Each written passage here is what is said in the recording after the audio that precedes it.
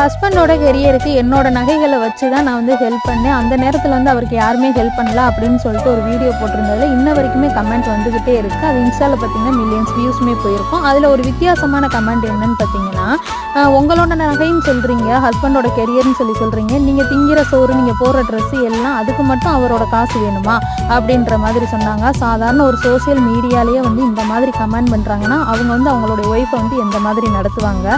இந்த மாதிரி மனிதர்களை வந்து கல்யாணம் பண்ணுற பெண்கள் வந்து ரொம்பவுமே பாவங்க. நீ திங்கிற சோறு நான் போடுறது, நீ போடுற ட்ரெஸ்ஸு வந்து நான் வாங்கி கொடுக்குறது, நீ என்ன உங்கள் அப்பா வீட்டிலேருந்து கொண்டு வந்தியானோ ஒவ்வொரு விஷயத்துலையுமே வந்து குத்தி குத்தி காட்டுவாங்க.